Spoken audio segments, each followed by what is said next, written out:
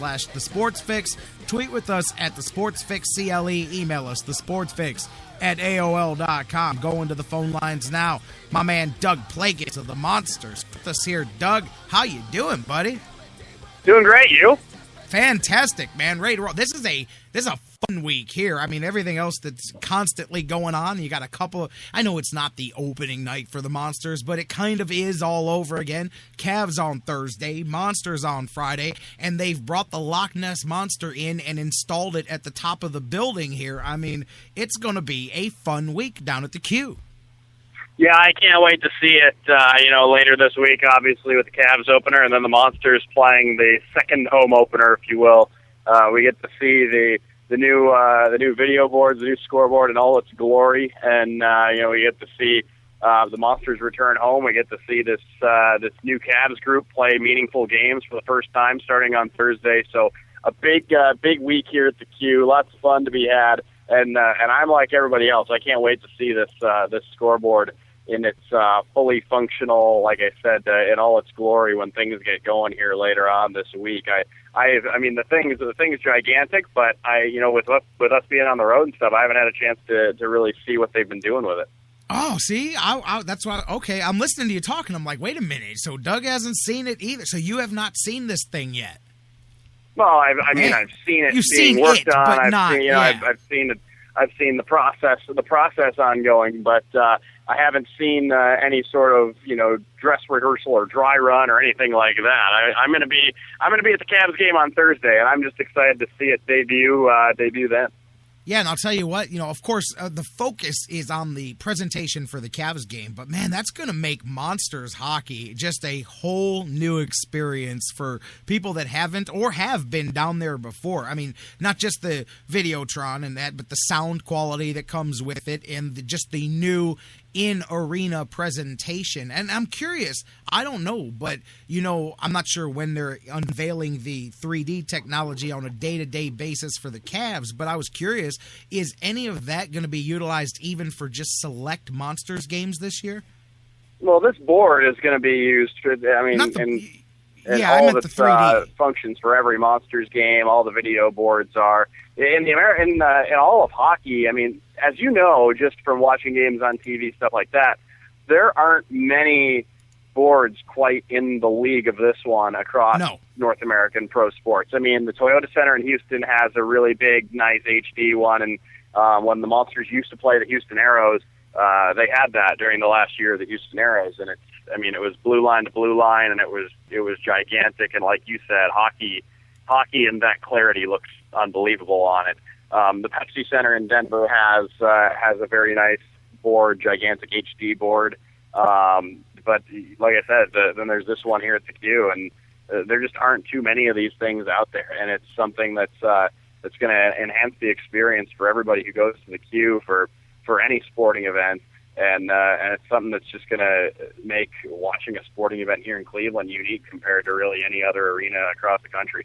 Oh, yeah, only 3 that have this type of technology. But the part that I meant was that 3D, the floor technology that they're going to use on a daily basis now that they used for the Zadrunas ceremony last year with the actual on-court 3D. I was curious if there would be even a select game where they would use that on the ice with the Monsters as well. That I don't know. That's not my department, so I'm not totally sure about that. But like you said, I know that as we've seen, the technology is there. Yeah, right. That's what I'm thinking. I'm like, man, even if they only said, okay, we're going to do, a handful of select games, but man, that on the ice would probably be even a different level of what you could do with it, because you've got a white backdrop instead of the, parquet colored backdrop. So it may actually be a really cool feature to add to the hockey games. I just wondered if there was even any talk of whether they're going to utilize it, but you're right. It's in the house regardless. Yep, that's, I guess, the wait and see on that one. Pretty cool, though, man, and in general, outside of hockey and basketball, the presentation for concerts, for everything. I was saying, Doug, you're a wrestling fan. You know how they always look for opportunities to use unique environments with their presentation. Certain bands, like back in the day, like how Pink Floyd would come with the giant presentation. People may look forward to touring to Cleveland and being able to have a expanded presentation that they can only do in select markets around the country. So that could give us a leg up as far as attracting different quality concerts and touring attractions as well. I mean, when you couple this scoreboard with the mere fact that, I've seen other new arenas across the country, and as you know, there are some great ones out there. When you look at like the Consol Energy Center in Pittsburgh, the new Amway Center down there in Orlando. I've been in a lot of these new arenas. The Charlotte Checkers play there at Time Warner Cable Arena in Charlotte, which is a fairly new arena. The Q, it's almost hard to believe. The Q, this building went up in the mid-'90s, and it looks every bit as new as these other new buildings. And it's just a credit to everybody in our building at the Q who handles, that aspect of just keeping the place pristine, keeping it up with the times, the renovations that have been done over the course of the arena's life. I mean, this place inside and out, the Q I'm talking about, looks every bit as new, and it's as clean as buildings that just opened a year ago. And this place, the Q, you add the arena itself to having arguably probably the best scoreboard that you're going to see anywhere. I mean, it's going to be a place that's going to provide experiences that you can't get anywhere else. Absolutely, and you're right. They've done a great job, both places there, the Q and Progressive Field, at keeping those buildings. They're 20-plus years old, and they look absolutely as good as the ones going up. Speaking of renovations, Monsters have followed up what's going on in the house. I noticed in the last week to 10 days, I'm not sure when it officially changed over, but you guys overhauled the website as well. I don't know if that's your department, but it's definitely a smoother web presentation there, a new look to the Lake Erie Monsters website as well. Yeah, LakeErieMonsters.com got a bit of a facelift. New site was launched, and everybody should go over and check it out. Brand new site, some very new features.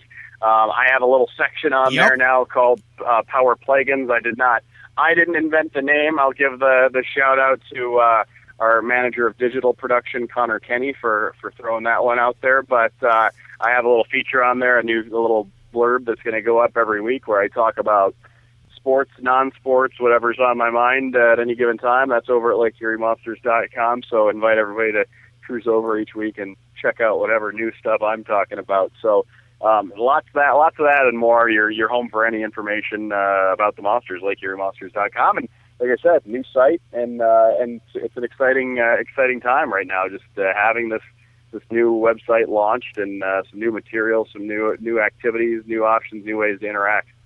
I saw the website. I saw your first article, too. That's pretty cool. Like, a new way for you, for people that only know you as Doug Plagans. You're talking, baseball. You're talking about some bands. You're talking about some different things. It's a way for people to get to know you and you to interact with fans and get to know each other a little bit better. I think that's really a cool deal that they added. I was going to bring it up there as well because I noticed the overhaul because I can't remember what I was going to do, and I went and clicked one of my bookmarks for the Monsters, and then the page was giving me trouble loading, and then it must have been like the day that they did the switch over, because then I refreshed it and I got the new page. I said, oh, that's why it wasn't loading for me there. But yeah, a good clean look and a fresh coat of paint on everything for the Monsters, for the Cavs, for all things Quicken Loans Arena here this fall. And as you're getting ready to head home this weekend, you got the Texas two-step coming up. Let's talk about last weekend. A little bit of everything. Win one, lose two, in shootout there. You get a point for that one. But a bit of an up and down weekend. Started on the good end, ended perhaps not the way. Talk a bit about the 3 road games last weekend. Yeah, it was a tough weekend, and we knew it was going to be going in, taking on 3 good teams, 3 division rivals. There's going to be a lot on the line in those 3 games. The Monsters came out with a bang.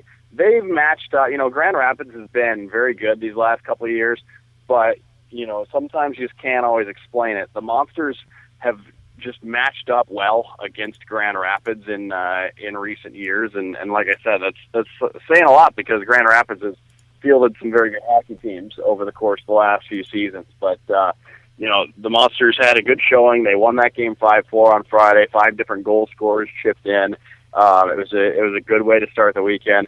Saturday night going into Milwaukee, we knew it was going to be a test. Milwaukee hadn't lost yet this season. The Monsters had a 1-0 lead for a good portion of that hockey game.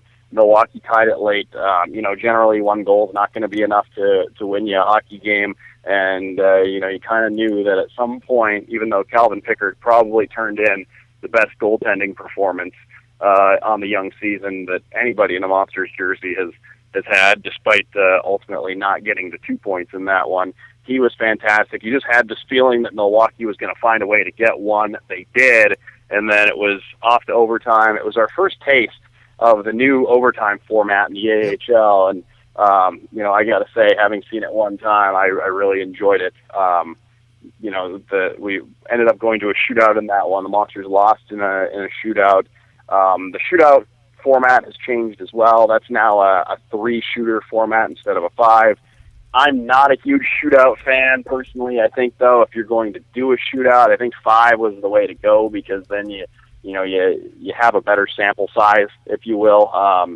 In a 5-round shootout, a team can take a lead and then the other team can come back. Whereas in a 3-round shootout, it's one from each team. You go 3 rounds, you're done. It's over with in the blink of an eye. The Monsters lost that one 2-1, and then Sunday afternoon, evening, just went out there in Rockford, and the Monsters fell behind 2-0. They were able to come back and tie the game 2-2 after 2. Some really gutsy efforts there in that second period. Monsters caught a couple of breaks as well, and they were able to vault into a tie in that game. So you go into the third, tied 2-2, chance to win the game, and Rockford just had the big third period and won that game 5-2. So you get 3 out of 6 points on the trip, 1-1-1 on the trip. Not the worst thing that could have happened. You go on a 3-3 road trip like that and come well with half the points. I don't think anybody's going to complain too much or hit the panic button by any means. Would have liked to have gotten 4 points out of the 6 instead of 3. Good showing, though, division. And now they're back home to take on Texas, so it doesn't really get any easier with the Stars coming to town. Yeah, and this is one of those instances where we looked back a couple of weeks ago and saw the long stretch before you come back home. Now you've gotten through it, and now you come back home as well. Some transactions, too. Was it yesterday? Sammy Idakelio sent to Fort Wayne, reassigned by Colorado. What's the story behind that? Well, the Monsters have been carrying 3 goalies since the start of the season. And, that wasn't something that was going to go on forever, and that was the decision that was made that send Sammy down to Fort Wayne to the Monsters affiliate in the ECHL. Calvin Pickard had a couple of games in the National Hockey League. He's had a couple of very good starts for the Monsters. That would lead you to believe right now that he could end up, we might see a bit more of him.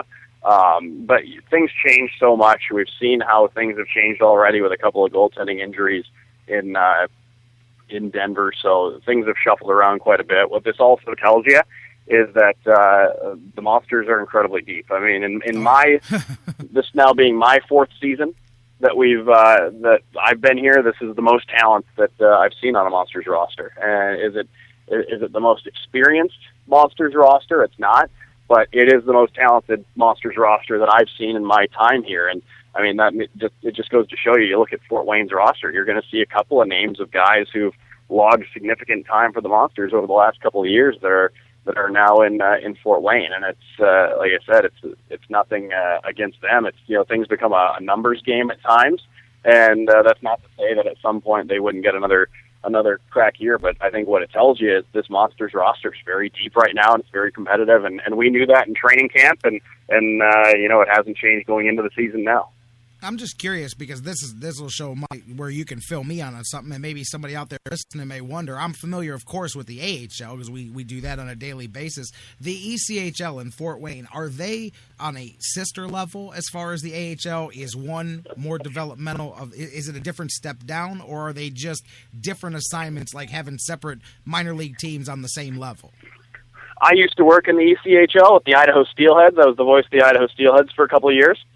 And it's what the ECHL's tagline is the premier AA hockey league, essentially. Gotcha. So it is, the AHL is essentially like AAA baseball. The players are, one phone call away from the NHL. You're one notch below the NHL. The American Hockey League is the primary development league for the National Hockey League. The ECHL is the premier AA league, if you will. It's the league directly below, and those are the leagues that are recognized in the NHL's collective bargaining agreement.